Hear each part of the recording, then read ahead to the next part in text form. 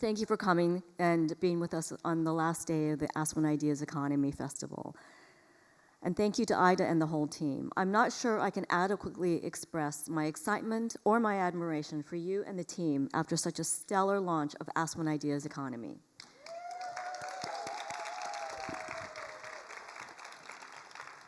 Pulling together so many brilliant minds, not just on stage, but also in the audience, and keeping them engaged, invested, and returned after a night of multiple parties is no small feat. And to launch in a city like Newark makes it so meaningful. Our president and CEO, Dan Porterfield, captured it perfectly when he said, "Newark is a remarkable city, a living model of what it looks like to invest in people and place, in the public good and the private sector, in civic purpose and shared responsibility, a city of visions and of action." And Aspen Ideas Economy is perfectly aligned with what we do at the Aspen Institute. This gathering centered on people, on human conversations shaped by lived experience, grounded in shared values, and open to a diversity of perspectives and ideas. It's especially exciting that for many of you, this is your first Aspen Institute event, and what a debut. The inaugural Aspen Ideas Economy as an extension of our iconic Aspen Ideas Festival. You are part of something new, and also part of a long tradition of curiosity, dialogue, and purpose. The Aspen Ideas platform remains one of the most inviting entry points to the Aspen Institute.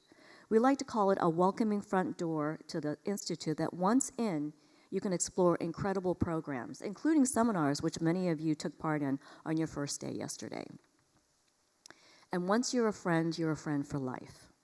Presented with a wide array of remarkable experiences across a multitude of topics, which describes our Aspen Ideas Festival that welcomes thousands to our 40-acre campus in Colorado each summer, a place where the history of the town meets the natural beauty of Anderson Park's groves and the sweeping vistas of Ajax Mountain, communing over a full week of connection, curiosity, and thoughtful conversation.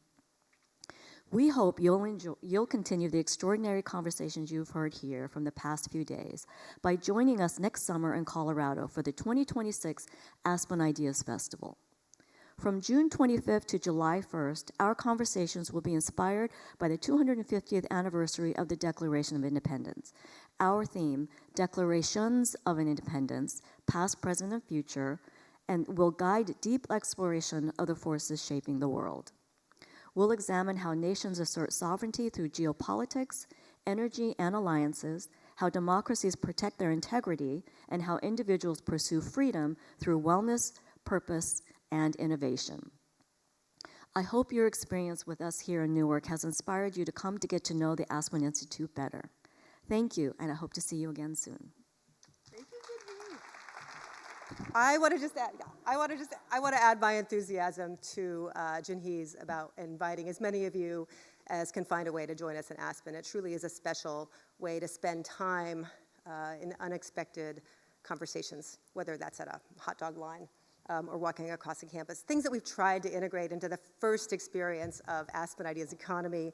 And I just want to thank you all for coming here to Newark to help us take this test drive. How's it been? Oh my gosh. I also want to say that we talked a lot about anniversaries during different parts of this, and we talked a lot about adventures and about taking test drives. And I'm just going to invite also, this is a sneak peek and a first preview, and it's only you in the room that know about it, but as you finish taking the test drive, we'd like you to take a longer drive. One of the places you'll get to on the road if you follow Route 66, which also has an anniversary next year, is Tulsa, Oklahoma. So we would like you to join us for the second Aspen Ideas Economy in Tulsa, Oklahoma next fall. So stay tuned for that. And again, there's actually a lot of connections already between communities and organizations in Tulsa and in Newark, and our ability to continue to pull a through line of the people and the places that make the lived experience of an economy special and different, and how do we continue to make this a really sticky set of conversations that you're not going to have anyplace else. Makes me delighted. So go ahead there, and I'm just going to segue us now into this final session. So thank you for that. And then just in terms of like what's up next and what's up, and I'll just come out at the end and thank everybody for being here. So you'll see me one more time. But this is exciting. We've been about who is an economy for. We've really tried to anchor on how do we get here and where the heck is here. We've had some laughter and some really heady new ideas I know that people are still grappling with. This is really going to be future focused. This is about what are the engines of growth that we're going to be needing to understand in new and different ways as we go forward. What are the engines? What are the rails? And what are the guardrails of the future economy? And when I talk about that, you're going to have two short panels.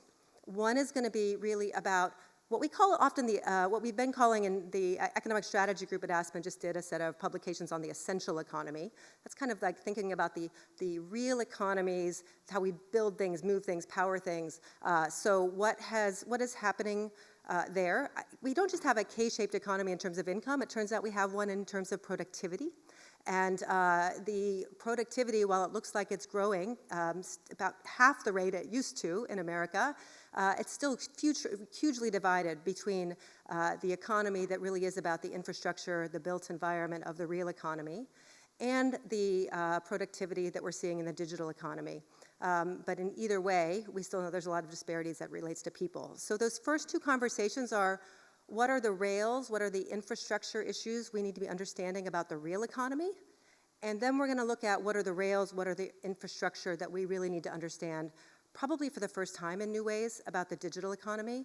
And we're going to close it with a really exciting live broadcast by some of the most, I fangirl a lot. I'm an economist, ask my friends, but with a live podcast of Capitalism, really looking at the global economy, global inequality, and where we continue to think about these big questions and anchor it back in real people's lives and opportunities. The global economy is in the midst of another radical transformation. But whether that change is an evolution remains to be seen. What are the engines of our new economy? And what are the guardrails? Who are the drivers? Who are the passengers? And who gets left behind? We need to learn how to make safe technology. We need to figure out how to build safe product. That includes like an ongoing dialogue with society. AI continues to be at the center of every conversation. Will its purpose be to simplify our daily lives and facilitate important new discoveries? Or will its push towards automation further disintegrate the workforce? Friction is going to be our friend here. These technologies are becoming so powerful, they will be so intimate, they'll be so ever-present, that this is a moment where it's fine to take stock. How will digital currencies fit into our world? Where will the energy come from to feed these fledgling industries? And how will our personal data continue to be a commodity? Our focus is economy, our focus is stability, and I think those are the basic principles upon which societies can actually prosper and be developed. But it can only be done on solid pillars, and with the principle of inclusion being first and foremost. What and where are the guardrails of our future economy, and who builds and maintains them? Policymakers, institutions, or the beneficiaries themselves? The risks are known and unknown, and so too are the opportunities to shape the economy of tomorrow that secures human flourishing. Where will we go from here?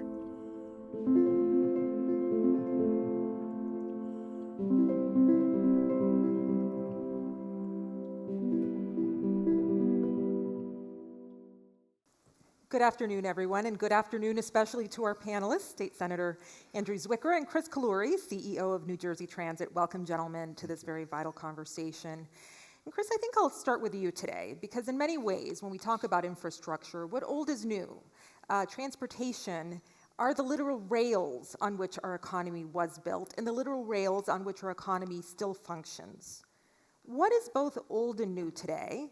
What do we take from the past that is helping to build our future? Sure. First of all, it's great to be here, and it's great to have this conference in Newark.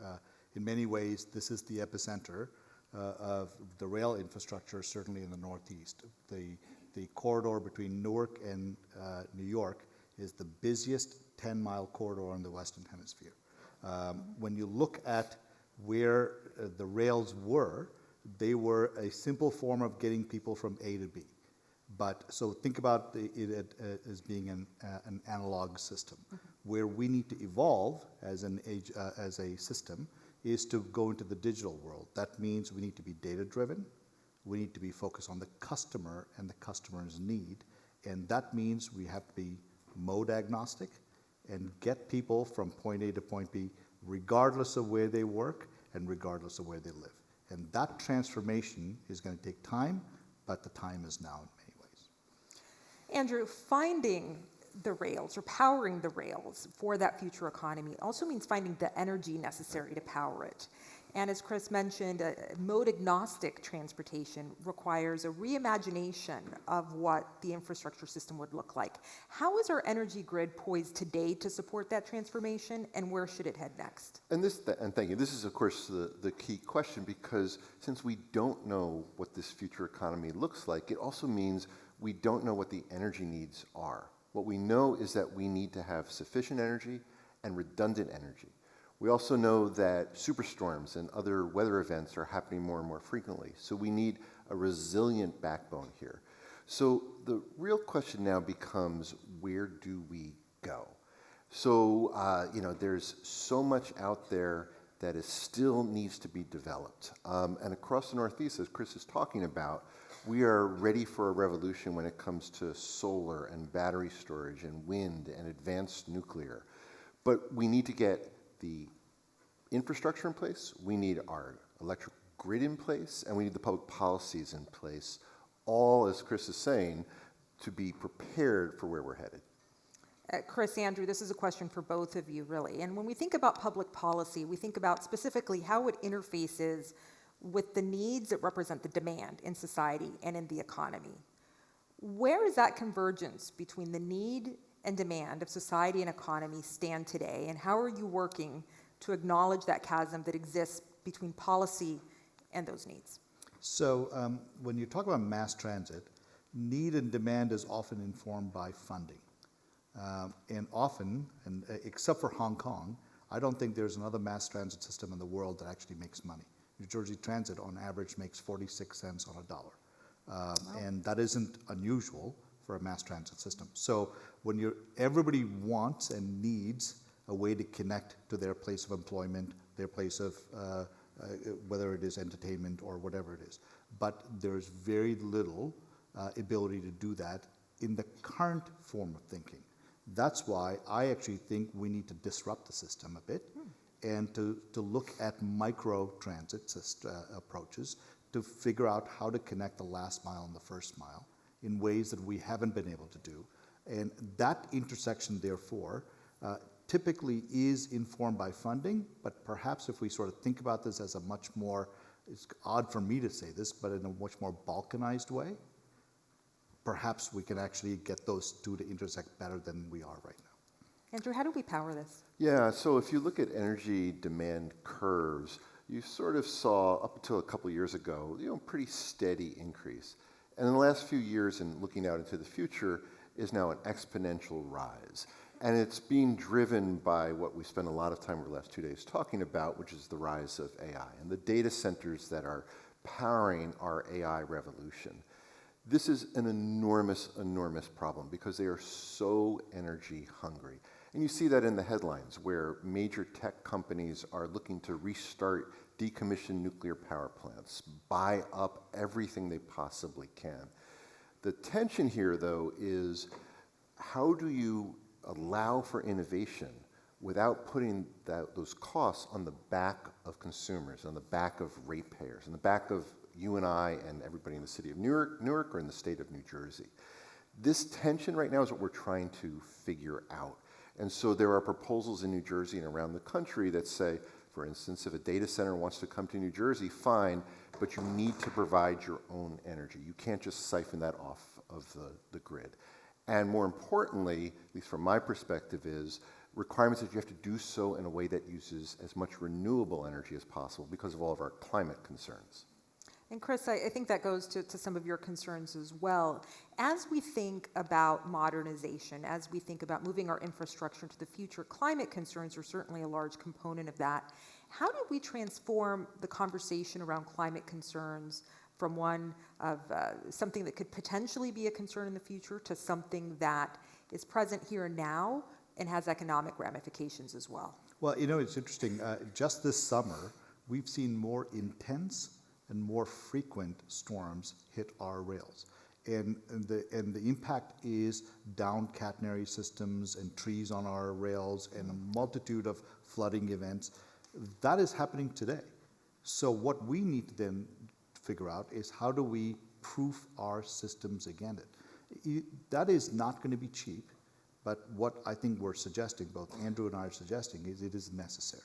So that means every time we build an improvement to the rail system or the bus system, a resiliency program has to be part of it. And one way to fund it is, which again, I always come back to funding because it seems to be the only way you can answer some of these tough questions, is to be a little asymmetrical in your thinking. Typically, when you think about funding, you think about taxes or you think about fares on riders.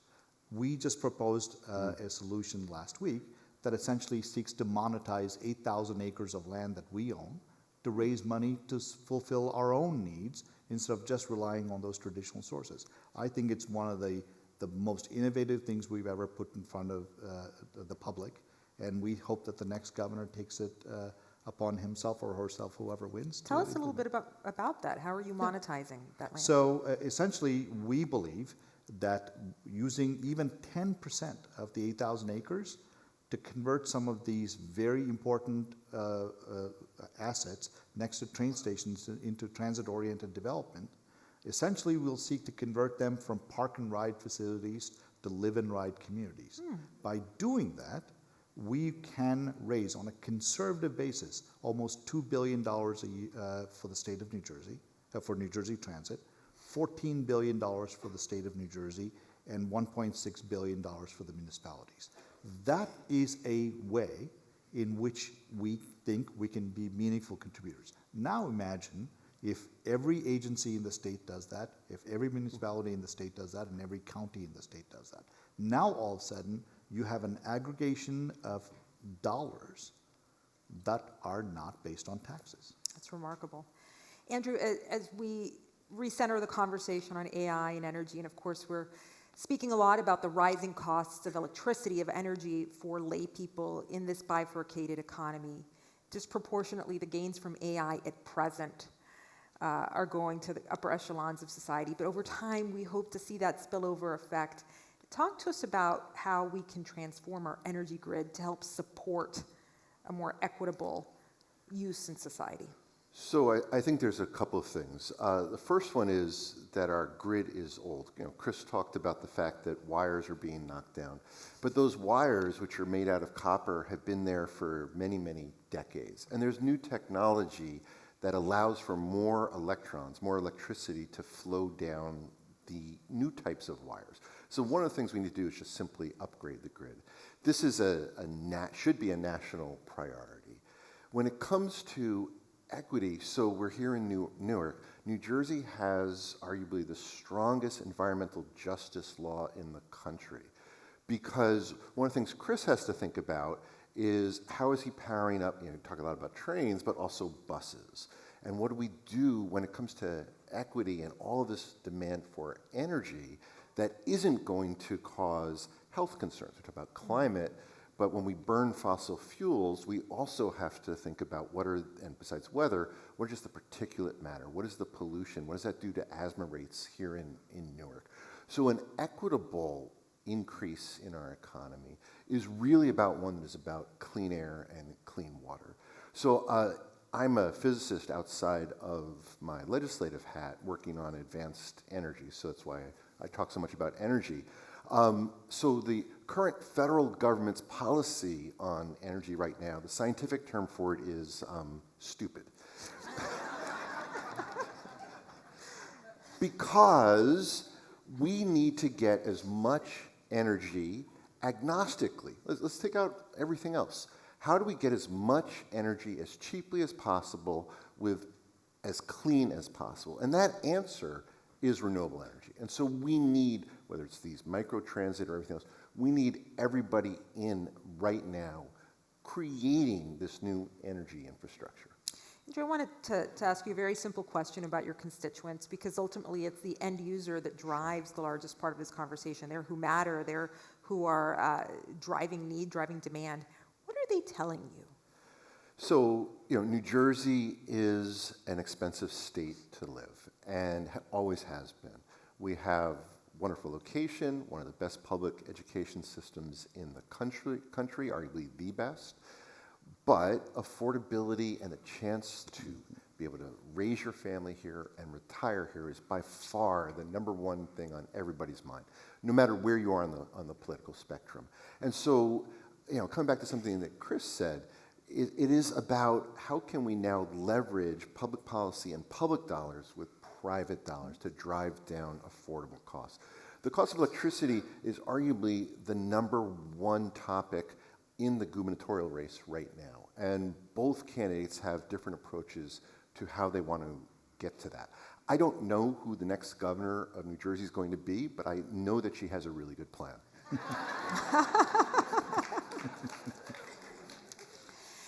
Chris, you mentioned that the corridor between, especially between Newark and New York, is the most heavily transited in the Western Hemisphere. And I wonder if there are any particular learnings from New Jersey Transit, from these very, very rich transit corridors, that are applicable elsewhere, that are applicable to the less dense environments in which so many Americans live. I mean, in many ways, this is a petri dish for transportation ideas, transportation innovations.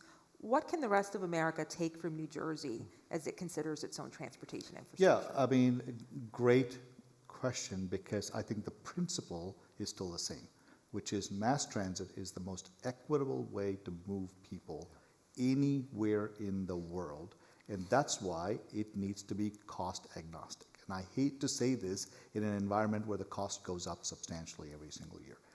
Andrew and I have an obligation to think about a little bit in the longer term, not just what happens tomorrow.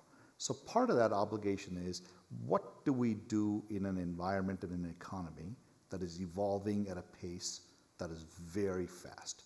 AI is a disruptor, in a good way and a bad way. But we have to think about, well, how do we then adapt the infrastructure, whether it's rural America, whether it's urban America or suburban America, to connect very important modes of employment to people that may be living very far away. And therefore, we have to come up with a strategy to have a modern infrastructure system, as I said before, that is mode agnostic, but with a singular principle of connecting people in the most efficient and cost-effective way. And that's the answer. Quickly, so what Chris said is so important because timescales really matter. So we have an affordability crisis now, and there may be a set of solutions, of public policy solutions, to address the immediate. But we also have got to be thinking 2, 3, 5, 10 years in the future. And sometimes in politics, that's tough when you have elections every 2 years or budgets that need to be balanced every single year. But Chris is 100% right, whether it's for transit or energy, you've got to think about both short, medium, and long scale. So this is an important question for both of you gentlemen, for everyone in this room really is, we have a wonderful democratic system of governance in this country in which... Do we? In which we elect duly elected officials. I love how he does all the hard things. That's great. Every 4 years. But the parties change. The leadership changes. The priorities of those who are in power shift and change. And so how do you think about large-scale and long-term solutions, acknowledging that private-public partnerships will shift as a consequence of the shifting dynamics in politics? How do you plan long-term for private-public partnerships in that sort of changing environment? To me, this is the challenge of our time because, and the Gateway Tunnel is the best example I could think of. It is the single most important transportation project in the country.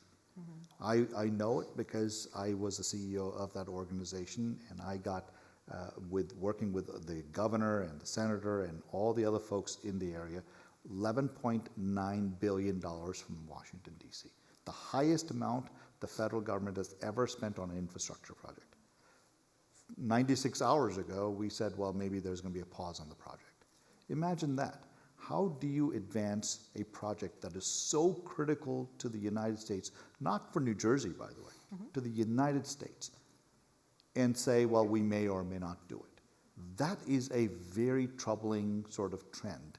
So I think whether it is public entities or private entities, they're all going to want a level of security and commitment that things that we say are going to happen are going to happen. And I'll say this, the governor and I just came back from India 3 weeks ago. The thing we learned on that trip is that countries outside of ours are thinking about 100, 200, 300 years in advance. And they are thinking about conquering sectors in scales that we're not even thinking about right now. And if we are still thinking about day to day and not in 10 years, 20 years that Andrew was talking about, I don't know if we're ever going to catch up. And that's a place we're not used to, by the way. American greatness is about being always on the forefront. And we can never lose that primacy. Yeah. Governor Murphy, who was here earlier with the CEO of the New Jersey Economic Development Authority, Tim Sullivan, were thinking about that when they put together something called strategic innovation centers. And these are places for startups and clusters around certain sectors. But what they did, which was interesting, is they basically front-loaded the money for 5 years now. So regardless of who wins the gubernatorial election, those clusters are going to move forward over at least the next 5 years. Before I was in politics, I had a chance to do research in Europe. There, their scientific budgets were at least 3 years together, right? So you could start to plan ahead. So we're going to need fundamental reform when it comes to the public sector, and we're going to need the private sector to drive this forward. Every business owner I talk to, small, medium, and large business, all wants the same thing. They want certainty. They want to understand regulatory certainty. And so to do that means we're going to have to get beyond what you're referring to, which is whether it's a change of presidential administration or a new governor or whatever, a mayor, it won't matter. That's what's going to have to change because Chris is right, the time scales that I said before aren't even long enough. Gentlemen, very quickly, just 30 seconds each in our last minute. What will have modernizing our infrastructure look like 10, 20 years from now? If we succeed at this, what will it look like? It would make sure that people can move from point A to point B in the most efficient and cost-effective way, again, in a mode agnostic way. I would say two pieces. Everyone has access to energy, affordable energy, and the part we didn't talk about from infrastructure is broadband. Everybody is going to need access. We still have way too many people without access to broadband internet. Thank you, gentlemen, so much for joining us today. And thanks to our audience for being a part of this very vital conversation. I'm Janet Alvarez from SiriusXM, and we invite you to stay tuned for the next conversation, which will be equally insightful. Thank you again. Thank you, Jen. Hello. Wonderful to be here. And congratulations to Aspen for this amazing thought-provoking day. Our panel is going to talk about money. Money is helpful. That's why people invented it long ago. It solves problems for us, but it doesn't solve all the problems that we sometimes wish that it could, and it also causes problems. And that's why people have been reinventing it for thousands of years, from the time we had shells and pebbles to precious metals to coins to paper to plastic to electrons. A lot of us feel that we may be on the precipice of a new reinvention of money and that it could be incredibly impactful, as have all the other reinventions. They've all tended to spread access, economic progress, growth, ability for people to participate in the economy, which is what our program is about today.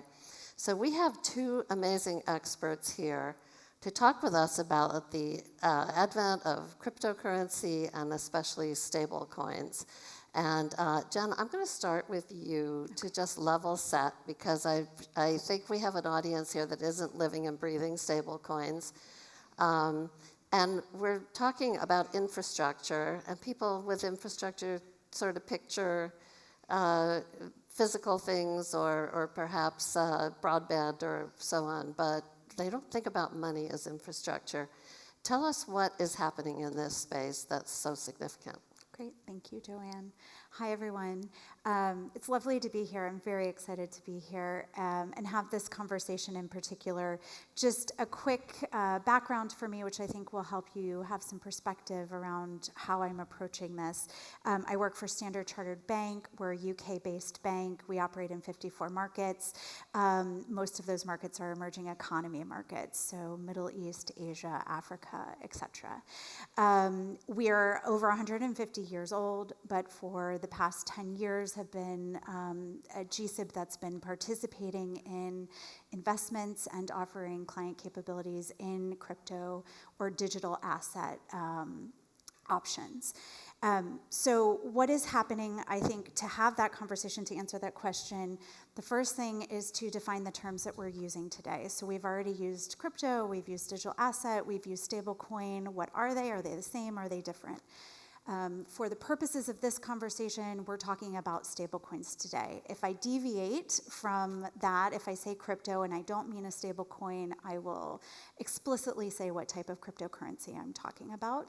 Stablecoins are a form of crypto asset, and what's unique about them is that, different from today, when you move a stablecoin from an account to account, it can be peer-to-peer, and you're moving the value and the ownership of that asset when you move the token itself.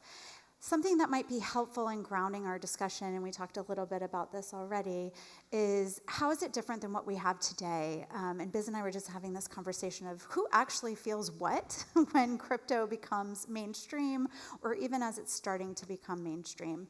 And I think this is where it's really important to call out that in these early days, what you will see, particularly from a peer-to-peer perspective, the real tangible impact of stablecoins is going to be in those emerging markets, and that's going to be because they have very volatile domestic payment systems or local currencies, and they don't have strong financial infrastructure. Here in the U.S., we have relatively accessible financial payment options. One of which that we probably all kind of use today would be a PayPal or a Venmo. These are peer-to-peer payment systems. And what they did when they first came out is they made the ability to make a payment instant and social, right? Super fun. I think sometimes I'm horrified when I see my kids on Venmo with all their exposed transactions, but privacy takes on different definitions for different people. So how is that different, right, with stablecoins and the systems that are being built today? The Venmos, the PayPals, that really was about the user experience, and it was a user experience, I think, evolution in this country. What we're looking at today with stablecoins is not having necessarily that user front where the payment transfer still happens, but the back end is still relying on ACH or payment debit systems or clearing and settlement processes that have always existed. With stablecoin transfer, because the value and the ownership transfers at the same time, it is actually instant. And what that means is that the infrastructure that's moving the money is what is changing. It's not necessarily the user experience, but that underlying infrastructure. So hopefully that's helpful as we continue to talk today. And I don't know, Biz, if you have any other. No, I think you covered it well. I think I couldn't have said it better. So we just had a law passed in the United States, the Genius Act, which for the first time creates a legal framework around how stablecoins can be used and who can issue them. You both represent very large international banks. Biz, you have corporate clients, large bank clients. What are they thinking about as they look at the opportunities that are opening up here? So, Joanne, I'll pick up from where Jennifer left off. We have a similar profile as Standard Chartered at Citi. We're in close to 100 countries, but where we differ a little bit is most of our client base, like you said, are large multinational corporates, FIs, banks, asset managers. And going back to your mention of the Genius Act, actually starts the process in terms of the legislative coverage. It's covering people who issue stablecoins. I think, and we're very hopeful that you need a little more advancements in legislation and regulation to cover the users of stablecoins and other crypto assets, because the Genius Act also doesn't cover crypto assets like Bitcoin that people are using for trading. But for us, our North Star at Citi is always based on our clients' needs, right? How are their commercial models changing? When and how are their needs for money? And this is where we start to differentiate between instruments like coins versus money. Because money, and you mentioned earlier, exists as a store of value. It exists as a means of making loans, credit, funding. And that's what we see from our clients, the large corporates, large multinationals, the banks. They're all looking at money as interchangeable instruments. So for us, when we talk to our clients, we're asking them, what do you need? They're like, we need payment services, obviously. We need funding, we need financing, we need borrowing, we need liquidity, all of these things. And so as a bank, we look to see how their needs are changing, when those needs are becoming instant, when those needs are becoming 24/7. And then we try to figure out the best instrument possible and how those instruments operate. Because you don't want very efficient instruments that do one thing really well, but then aren't interoperable or fungible with other forms of money. So we're still in early stages, as we see from the evolution of the crypto asset, the coin, and the client kind of needs to look which way these things are heading. So our focus continues to be working with clients, managing their forward needs. And there are certainly cases where they are looking at not just the instruments themselves, but the blockchain technology, and trying to figure out other efficiencies for the technology, because the technology works 24/7. So it has a lot of benefits for digital data processing if you just leave money aside. And then we look at the money and the various forms of instruments that are coming up under the regulatory umbrella to see how these fit. And ultimately, as individuals, as we travel around the world, you want to be able to use your money seamlessly. You don't want to end up somewhere where they're like, we don't accept this form of money, we want that form of money. And as you transfer money across forms, you end up losing value. Can I add one Yeah, go thing ahead. to that that's really cool? Because sometimes I think it's like, oh, regulation, and people start to fall asleep. What was really cool about Genius are two things. One is, at Standard Chartered, we've been banking stablecoin companies for a while now. And to be able to do that, we really had to go quite conservative on, our due diligence with the client, our risk appetite, and our risk frameworks, et cetera. What Genius did was it codified what the requirements are in terms of transparency, auditability, and made it a much safer and clearly supervised activity for banks to be able to participate in, which from a safety and soundness perspective is critical when we're thinking about the global financial system. So that's one. The other thing that's really cool is having worked in the regulatory environment before, it's really, really hard to do iterative rulemaking or iterative regulatory process. And what I mean by that is once something is released, a lot of times it's really, really hard to go back and change it. What we saw with Genius, if you did a line-by-line comparison with MiCA, which is the European stablecoin first take at a licensing regime, is that about, I'd say, finger to the wind, 70-75% of Genius reflected what was already in MiCA and then built upon it. And now what we're seeing are in regions where there was already regulatory framework, Europe, Singapore, et cetera, they're going back to Genius and saying, okay, what's the policy gap, and do we want to get there? Do we want to improve and add to ours? That is a fantastic way in a very fast-moving environment to keep up with the technology changes and try to create harmony between regulation. I think it's one of the first times I've seen it done, and I thought it was a really smart way to tackle the legislation.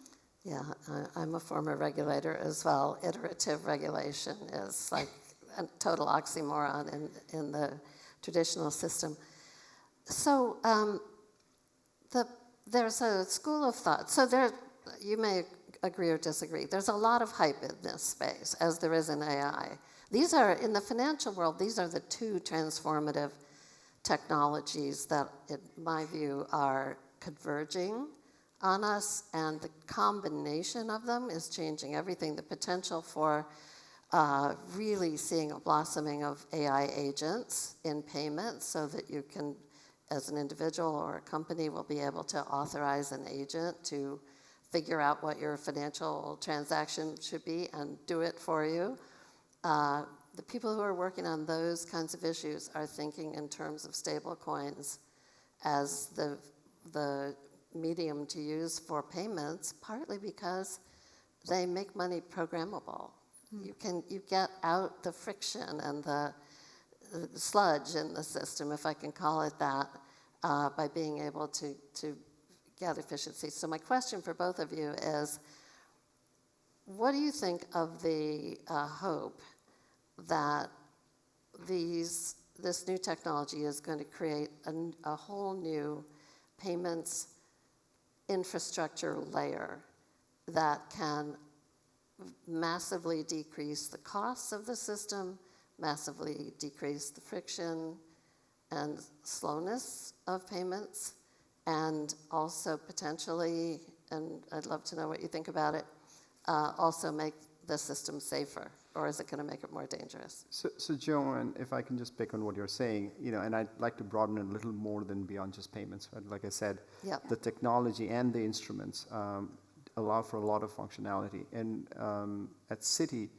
we did our own version of a coin or a token, which has been up and running now commercially. It's called a Citi token. It works for our clients. It operates on our internal blockchain network. It uses the same technology components that coins use. And what we're already seeing is the benefit that you're talking about, because a lot of our clients that are multinational operate, subsidiaries in different time zones.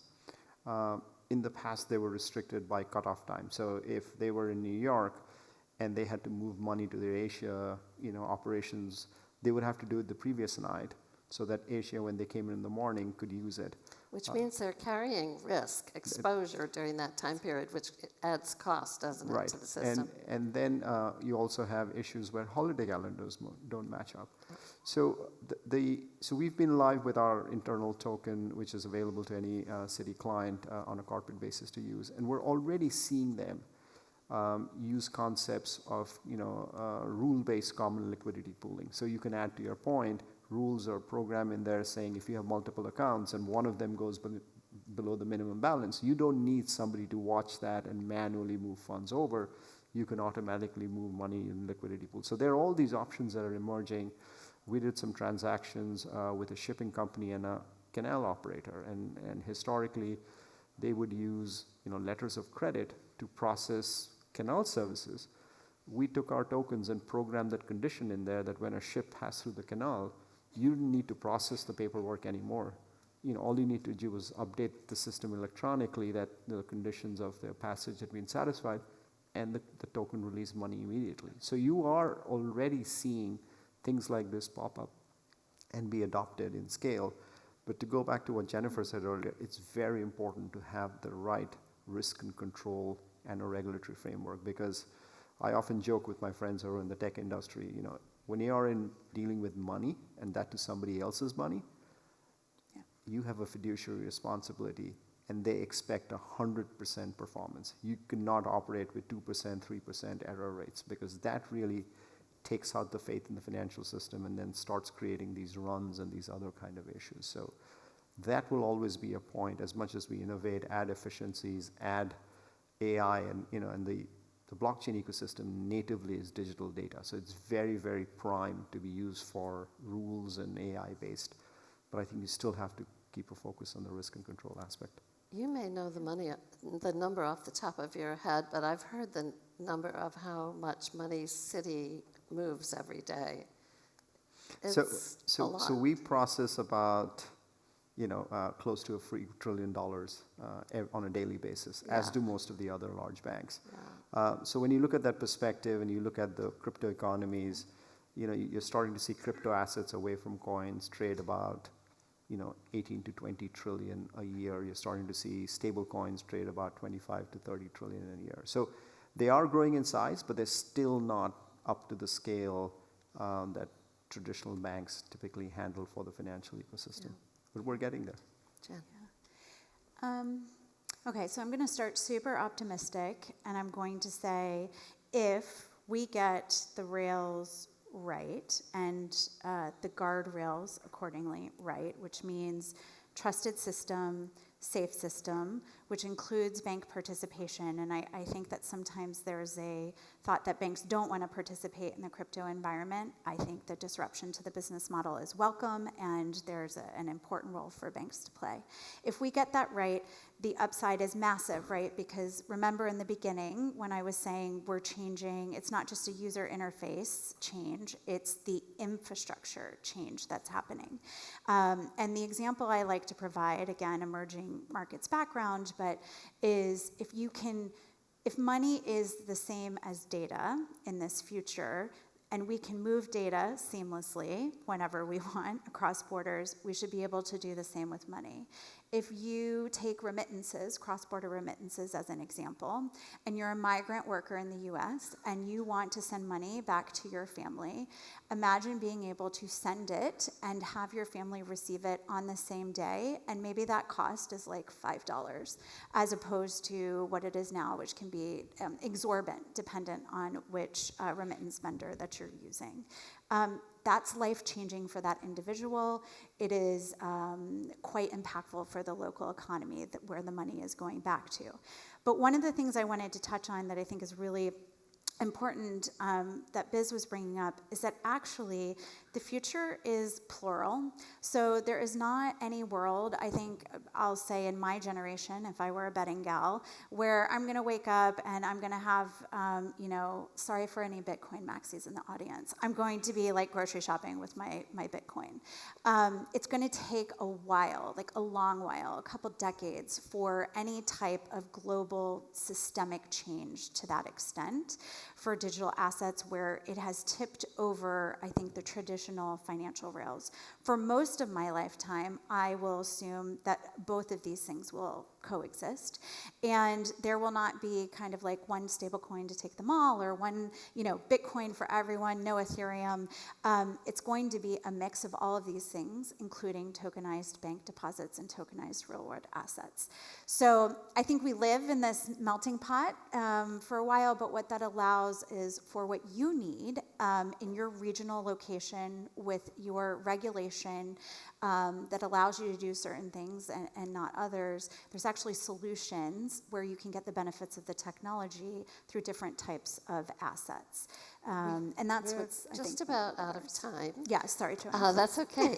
I do want to say that you touched on the emerging markets point earlier. My organization, nonprofit, is doing a project in Africa where we do expect to see retail use cases where people need money that's stable. Raises a lot of complicated issues, including dollarization of these economies and so on. In the US, where most of us are not expecting retail stable coins in the short term, but maybe eventually.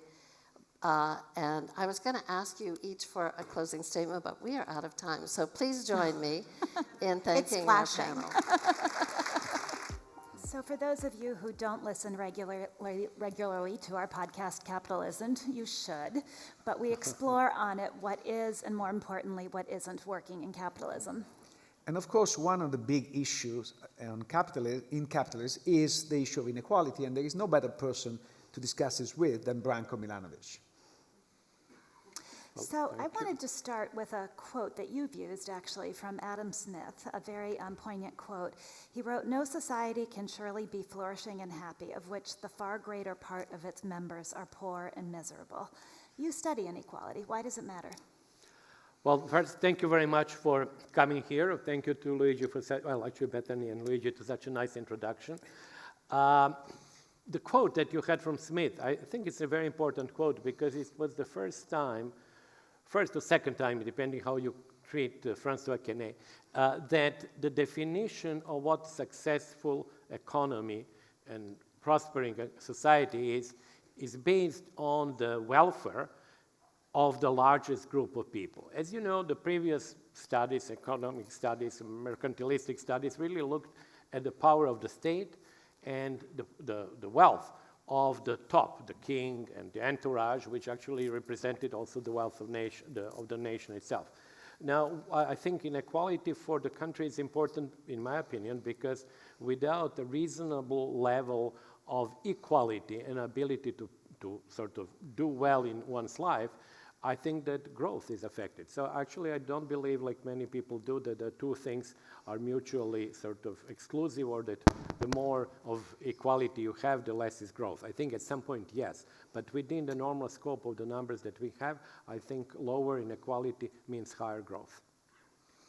But for a long time, economists forgot to study inequality. And you, in one of your books, you talk about an eclipse that is basically from the 20s to your work and Sayers and Piketty work. Can you explain why there's been this disappearance of the study of inequality, and why all of a sudden has come back as a big, big topic? You know, it's very kind of you make an allusion to my book, which is called Visions of Inequality. So that book starts with Francois Quesnay just around the French Revolution and ends up with really fall of the Berlin Wall, which, by the way, it's kind of bizarre, but it's true. It's 200 years, 1789, 1989. It actually comes very sort of handy. Now, why there was an eclipse in studies in the period like after Kuznets in the 1960s? I think there are three reasons. I will not sort of lay blame to, like in percentage terms, to each. One of them, there was endogenous evolution in economics, which is really very much into looking at general equilibrium and prices. Now, the problem with that is that if you have that point of view, the endowments, which means how much capital you have, what type of labor you have, and so on, really come into the play only when you actually pay them. Like you have rate of return, so much, you know, you have so much capital, that's the total amount that you get. But in the classical literature, in Adam Smith or Marx or Ricardo, the question is actually how did you acquire that capital? But that question is not asked by general equilibrium. So that's, I think, one reason. Pricing is at the center of the study. A second reason is that there was political pressure not to really emphasize capital incomes and capitalists as such, because the US said, okay, you in the Soviet Union have said you have eliminated classes. Well, we have eliminated too, because everybody can become rich. So essentially there was this American dream, which ignores class because it's really immaterial. And the third one, I think there was lots of funding of think tanks and others by the rich people, and they are allergic. I have to tell you that maybe later from my own experience. They don't like the word inequality. They just don't like it, you know. They like word poverty. They say, okay, that's great because I'm a really nice guy helping the poor people. But when you put the word inequality, that kind of little bit irritates them. Perhaps because inequality implies that maybe there's something to be done about it. But does that get to the point, can you separate then the study of economics from the political environment in which it's happening or the social time in which it's happening? Or are all of these things constructs of the moment in time as well? I would rather say the latter. As you know, I know that this is not maybe necessarily popular because we would like that what we work somehow lasts for eternity. But in reality, I think that, and that book actually was not original. I didn't really have this in mind originally. I was reading these authors. I mentioned them, Adam Smith, Marx, Ricardo, Pareto, and Kuznets. But I didn't realize until I started, actually I advanced in writing, how much their view of inequality is really influenced, fashioned by the times and the place where they are. And so is ours. And there are topics which none of them has really studied. When you look at issues of slavery, colonialism, gender inequality, racial inequality, they're just not there. They appear a little bit here and there, but these are the issues that we feel much more strongly now than they felt 200 years ago or 200 years ago, where actually these issues maybe were more acute than now. So I do think that actually sometimes what we do reflects what is the sort of the prevalent mores of the time. And so inequality today, I think, is a little bit different than study of inequality than 100 years ago. But you're famous to study inequality at the global level. And many people are more interested in the study of inequality at the state level, the country level. So why at the international level? And you say you're interested about the relation between inequality and growth, but we see very often, at least historically, moment of enormous inequality and very high growth. So how do you reconcile the two? You know, many people ask me, like, why did you study global inequality? Because it is true, there is a difference between global inequality or country level, nation level inequality, because in the latter case, you do have a political organization that in theory can take care of inequality, or organization to which you can appeal, so to speak, to actually redress or change inequality. At a global level, such a thing simply does not exist. And so there is a difference. However, what is actually interesting about global inequality, particularly now with globalization, is that we have witnessed a period of dramatic changes in relative positions and the ranking of different people in different countries. And when I say countries, I don't mean country as such. I mean people from the countries. So that really meant that certain classes, certain groups of people have done extremely well, and the others have not done well. And I think that actually those who have not done well, comparing themselves to those within their country who have done well, and compare themselves to people from other countries who have done well, have also been one of the reasons behind the political issues and the turbulence that we have now. So I do think that actually global inequality indirectly has had an impact on national inequalities. In other words, they are interdependent. Uh-oh, I have a two-part question.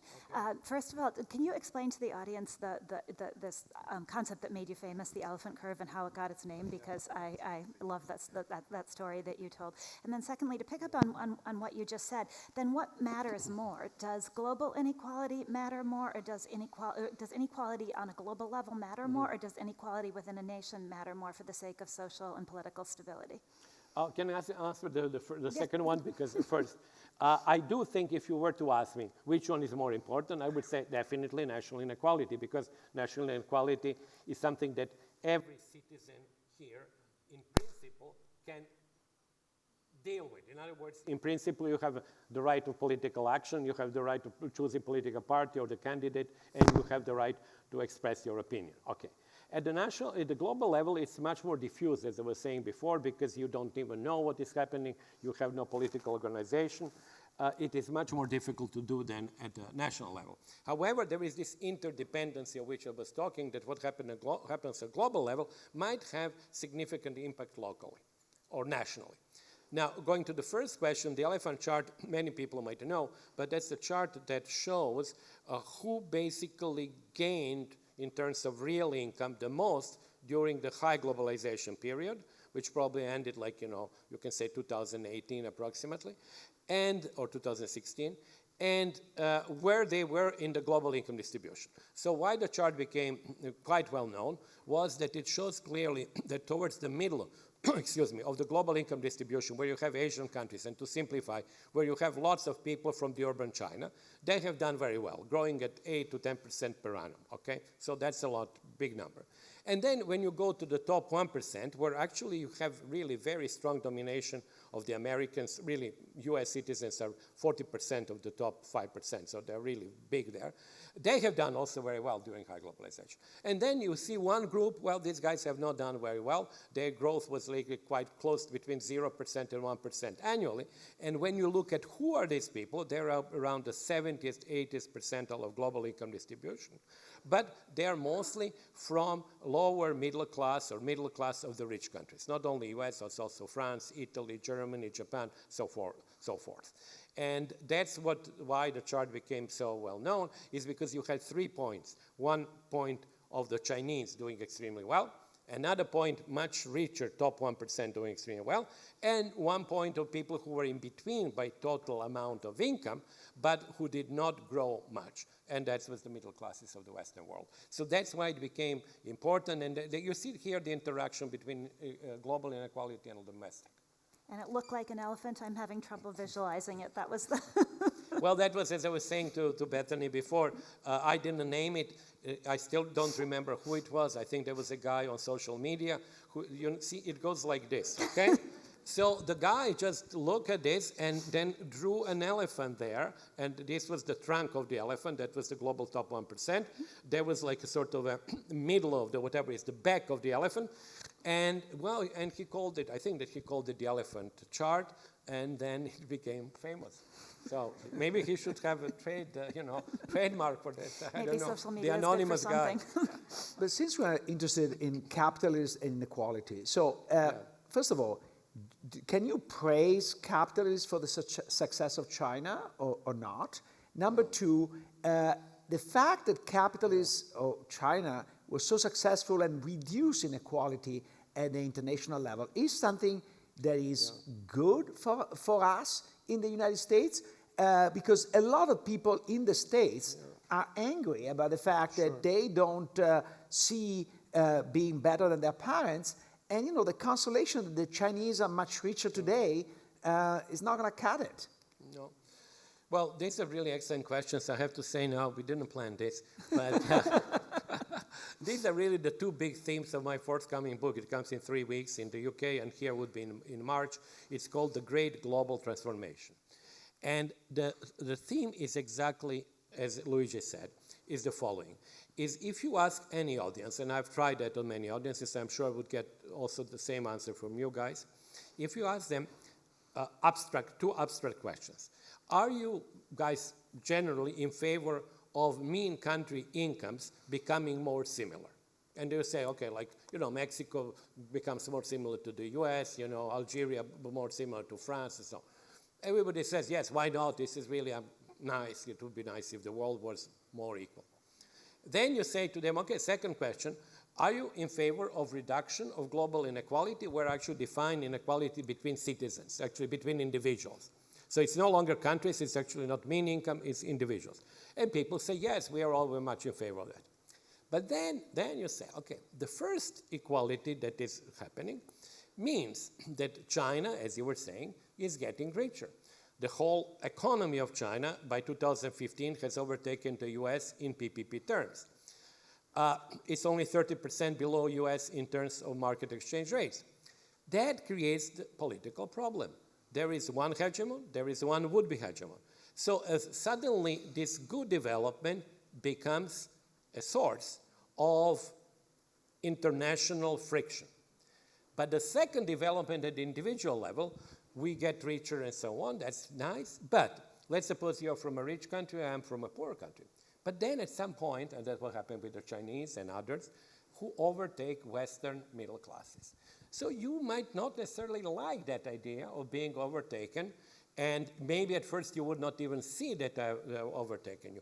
But over the years, you would realize that you cannot go to big sporting events because they're internationally priced. There will be Chinese and Indonesians there and not you.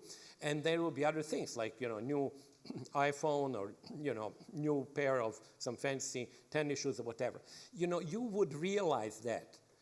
Even if you at first say, well, it doesn't matter that the Chinese have become richer than I, you would see it. And I was saying, actually, for Luigi, for you, I was saying, well, you noticed that in Venice, obviously. Like, eventually the nice views of Venice would not be seen by the Italians. Italians would be somewhere else, and other people would have the primary view. So that's at that point, you don't like that idea, and I think that was at the origin. I'm not saying that's the only reason, but it's the only one of the reasons of political backlash. So that's why I was talking indirectly about interdependency of the two before. Yeah. So if inequality is a flaw of current capitalism, is it fixable under capitalism as practiced in a Western democracy? Are the mechanisms there for it to be self-correcting, or does there need to be an intervention by the state? And if so, what kind of intervention? I think there has to be an intervention by the state, but I have to say that I've become rather skeptical about the ability to do big changes. The reason is that we have been talking about inequality for 15 years, but when you look actually what has happened, not much has happened at the level of policies. But there are certain things that have happened, and people don't write about that. For me, the interesting thing is that the UK inequality has now been on a decline for about 6, 7 years. So it was not we are not talking about some bizarre event. We are really talking of one of the major countries with a decline of inequality. Chinese has been on a plateau. US too has been actually income inequality with Gini coefficient, or you look at the share of the top 1% or 5%, has been sort of stable. The interesting detail about the US, and I have to show you that because it shows the power of the government or the state.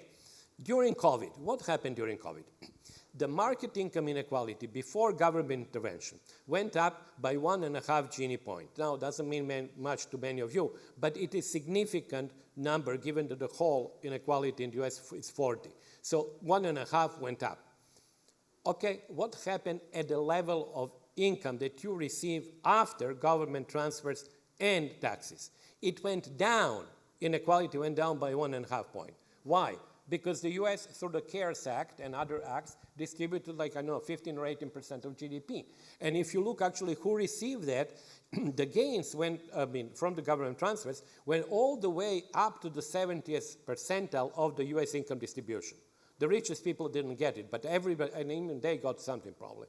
But that shows you the power of the state. Now, is it feasible to do year after year? I kind of doubt. And that's why to end the question, the answer, that I become a little bit skeptical, and I don't like the approach that every problem that appears seemingly is fixable through greater taxation. I think it becomes really somewhat boring at the end that any problem that you say, okay, I want to tax this, I want to tax that, and so on. People actually don't want an excessive taxation, in my opinion.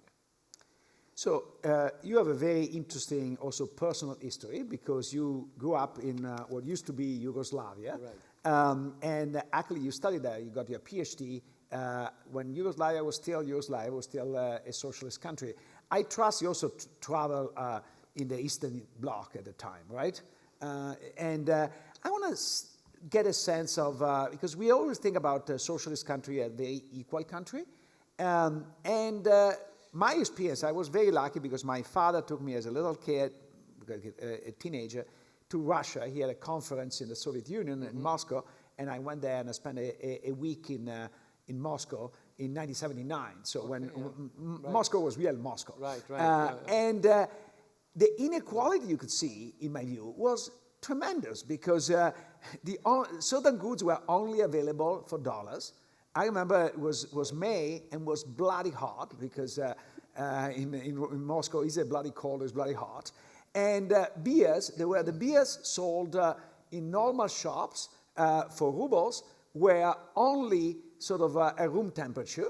If you wanted a cold beer, you had to go to the special shop where they pay in dollars. So what is your experience of inequality in socialist countries? Well, this story, of course, is true. Actually, many of the Yugoslavia didn't have it, but many of the countries, including Poland, for example, I remember because I spent lots of time in Poland. Pevex, they were stores where you could buy only for the dollars, and they are mostly foreign goods. And probably the beer that was called is probably German beer. I cannot say that, accepting that part, which of course is true, and that affected a very small percentage of population.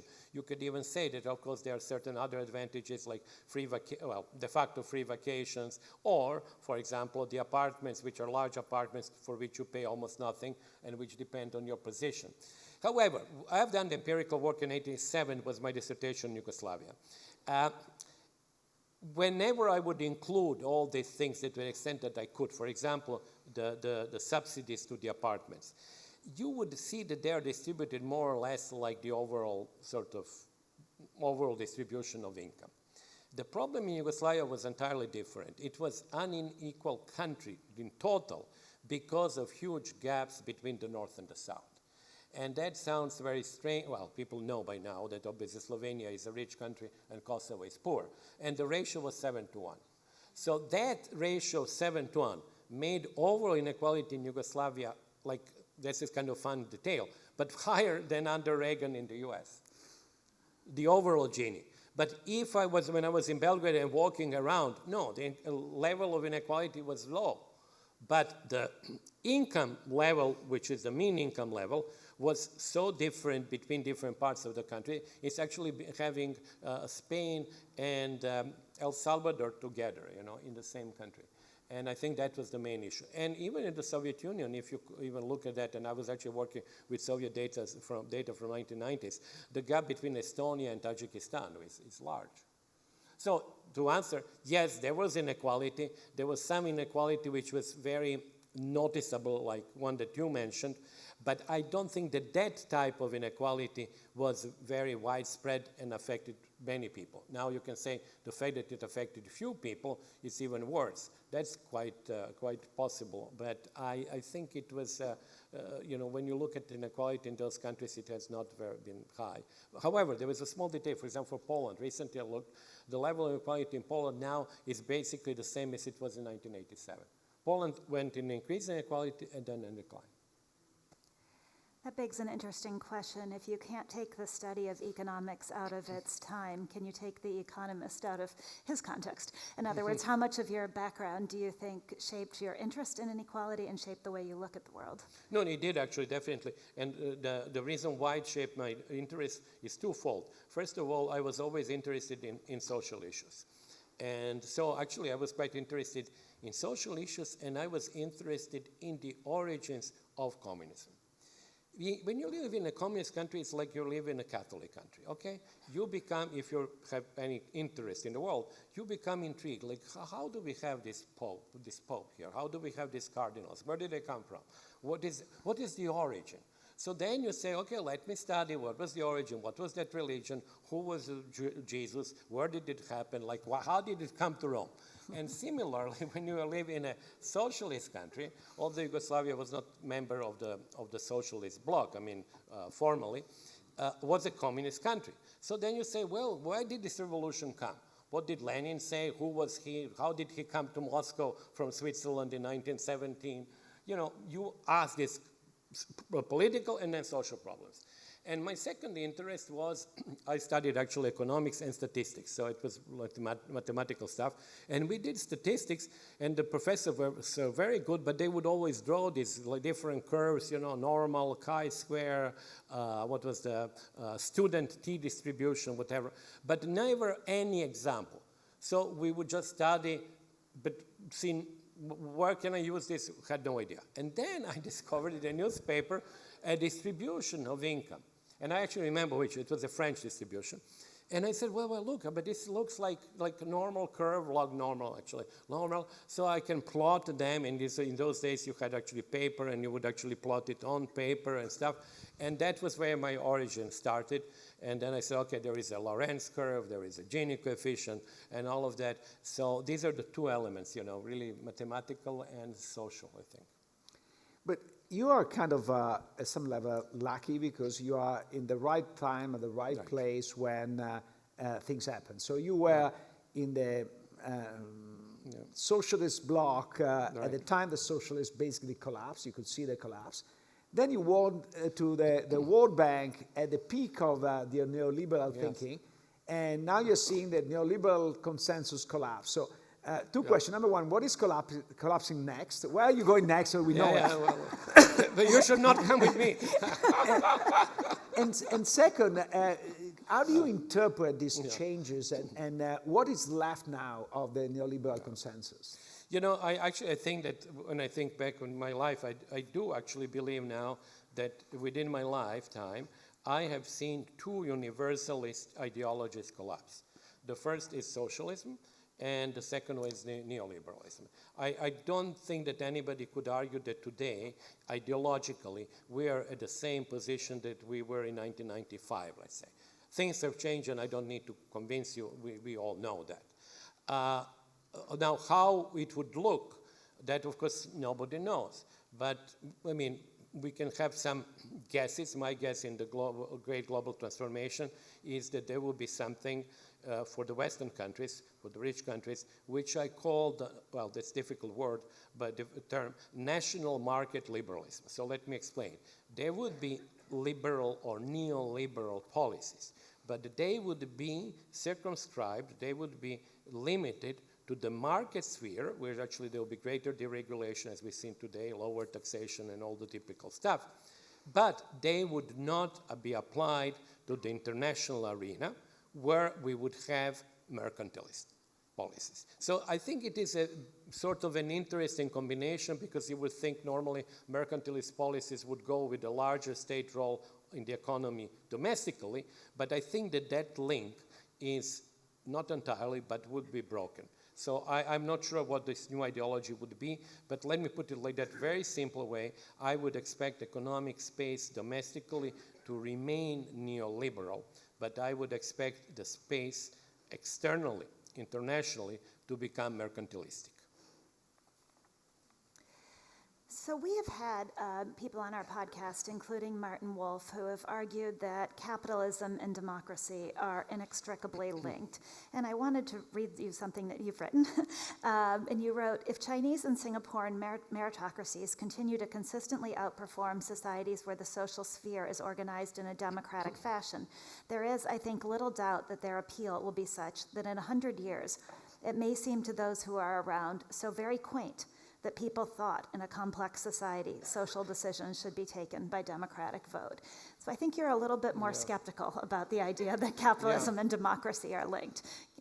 You know, I'm very much, in some sense, quite an economist after all. And for me, I have to say, since I was really a kid, actually, when you alluded to that, I remember reading, for example, newspapers and reading, that was always in small letters, what was the industrial rate of growth of Yugoslavia over this month. And I would be, in those days, there was early 70s, I would be very disappointed if it would not be double digit. And it was not. It was like 7-8%, which nowadays looks high.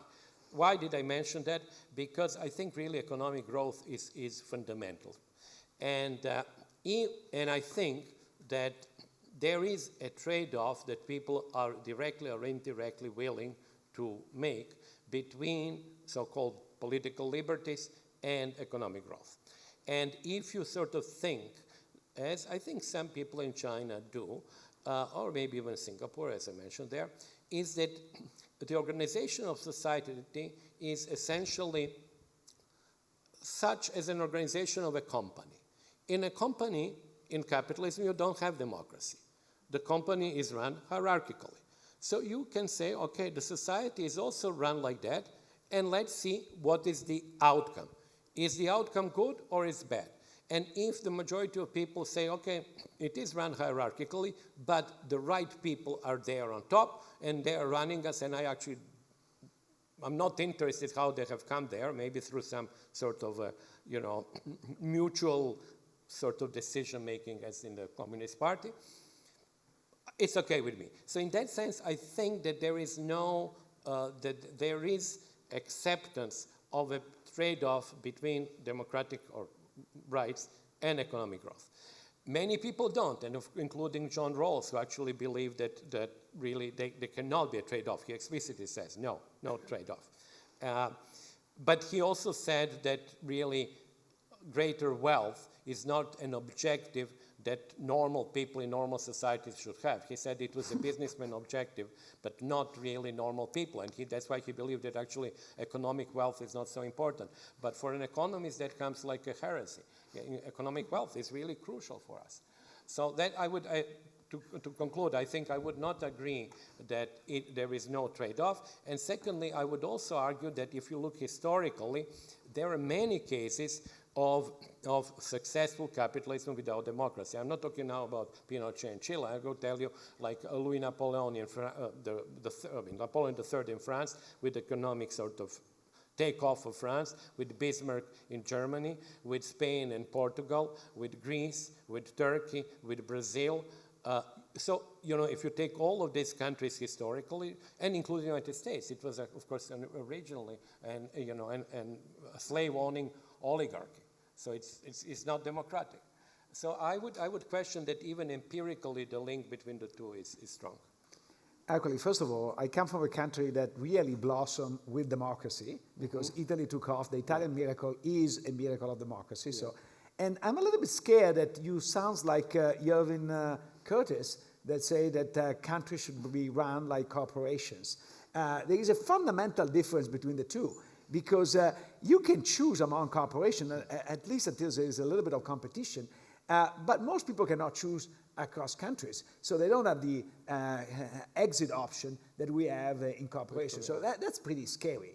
No, I'm just saying that actually that many people might think that the rules which are at the corporate level, which are hierarchical rules, because you can also say, and there, of course, as you know, the whole literature about transforming the workplace to become a democratic workplace. Well, it seems not to work. It seems that we want to have hierarchical organizations in order for the companies to work better. What happens if we also, it turns out, and that was the quote, that hierarchically organized societies outperform economically non-hierarchical organized societies? I think, like, to turn your example, let's suppose that instead of you going to Moscow and not finding a cold beer, let's suppose there is a rich Russian and Russia is doing so well, the Soviet Union is doing so well, and he goes to Italy and he cannot find a cold beer. So he was saying, well, I don't like this system because I cannot find a cold beer. So I think the fact, economic fact, would ultimately be, I'm not saying dominant fact, but it would be an important element there. And just if I may, I think the countries that have gone through dictatorship into democracy and had economic growth continue and had an increased international importance are countries very happy with democracy. And I'll give you a few. Italy, as you mentioned. Spain, definitely. Liberalization in the domestic life, much greater importance of Spain as such. Poland, currently, a country which has actually grown in importance tremendously, both economically and politically, and Chile, I would say, as well.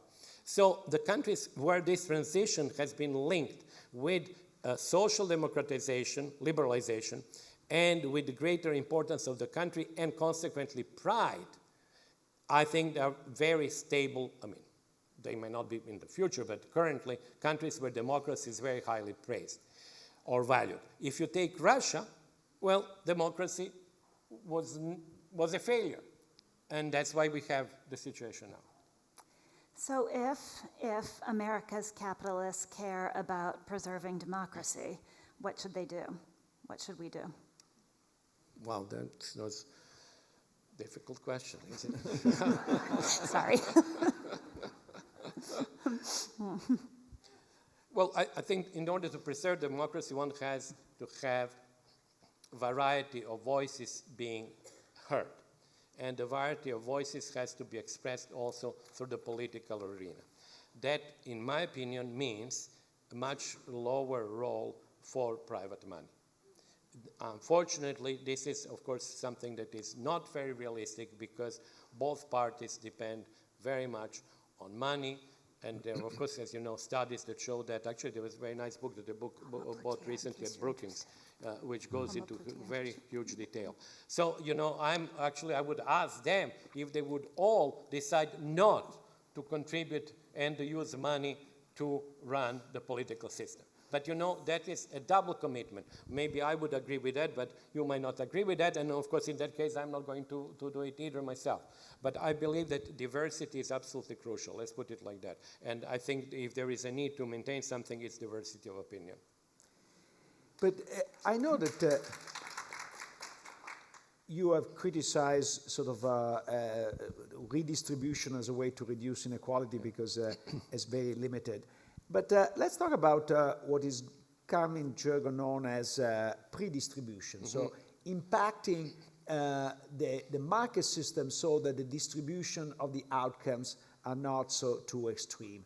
How do you see that? And do you see that as a new line of thinking in a new consensus, or you think that this is a lost cause? No, I really believe that it's not entirely new because it existed before, but it is a new line of thinking. Let's try to put it like this. Let's suppose that we would really, okay, taxation is very good and, you know, subsidies for some activities or whatever for, you know, government transfers are good. But it seems that in many rich countries, we have reached the limit of public acceptance. You know, when tax rates become very high, when the overall tax stake becomes high, and when your doubts about the efficiency with which government uses that money become low, as it happened to me coming here by Uber, you know, I had the same discussion with the Uber driver. And, you know, he just doesn't believe in government. He says they are here to steal, and why am I paying every time toll road coming here? I said, because you're using the road. He said, no, the taxpayer should be paying, and they pay for this. I'm paying that for the politicians to steal the money. He says to me, do you know a single politician who is not rich? I said, well, hard to find, but maybe there is somebody.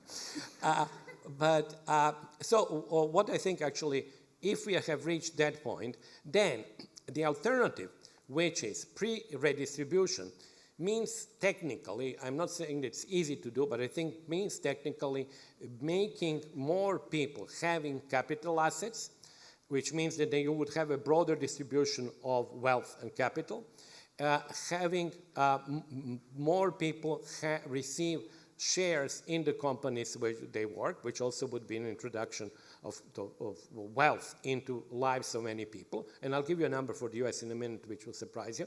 And it means also opening up educational system, getting education much more cheaply for the people who cannot afford, and so on. So this is a pre-redistribution because you actually make endowments or assets more widely spread. When I said assets, it also means human capital.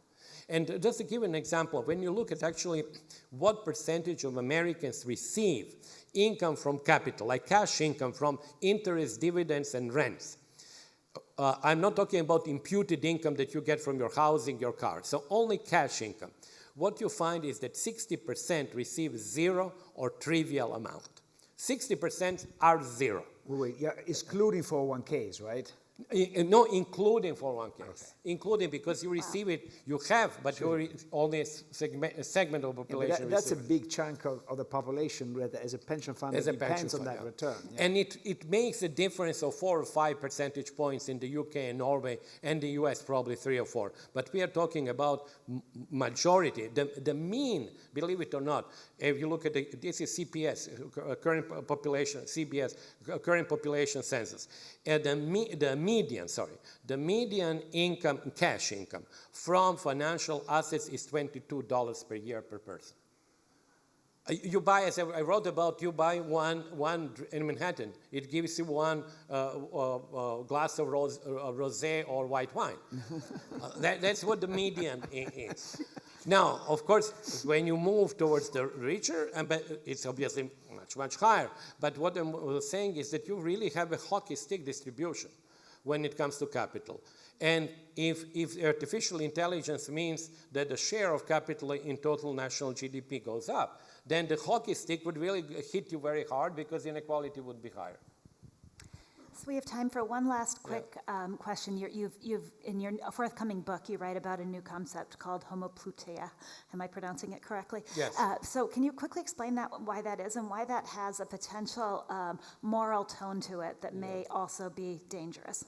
You know, homoploutia is by definition, I define it by looking at all these numbers. And if you look at the following thing, you say, okay, let me take 10% of the richest Americans.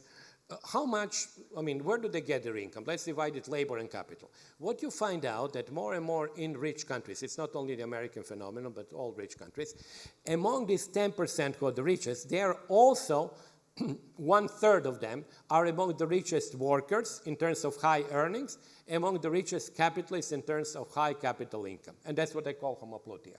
And that is an interesting phenomenon because we all know in a classical capitalism you would have 10% richest guys, but they have lots of capital. They are not going to work. And if you look at Brazil, Peru, and Mexico, indeed, they don't work. They are the richest 10%, they are the richest in capital, but they are not richest in labor income. So that's a new concept, and why there is maybe a certain ethical and moral issue there is that these people do like actually to work, and we know from statistics that they work even more hours than other people, but they tend also to espouse what is called old-fashioned virtues, which include virtuous behavior, but also belief that others who have not been as successful have failed because of some moral or intellectual failure in them. And those people don't like if you think about them that way. So it ends up in the same place we began our discussion, which is with inequality and what people want to talk about and what they don't want to talk about. Thank you all. Thank you very much. Thanks a lot. Thank you. Hey, you guys. All right, the last group's here. Hi. Did you all enjoy the pie? Did you all enjoy the pie? You know, when I first started thinking that we needed this platform, I just wanted to call it the Pie Summit. It might still want to, we can start that as a side thread, because I want all the conversations, I want all the pie, about how it grows, how it gets cut, who gets a piece. Ending on a note of inequality doesn't mean that we're ending the conference on a bad note. It means that we're ending the conference with the critical conversations we need to face, and the difficult conversations we need to face by extending ourselves. So thank you all for extending yourselves. Thank you for coming. Fill out the survey. Tell us what you like. Tell us what else you want to see. And enjoy the pie. Thank you very much, everybody.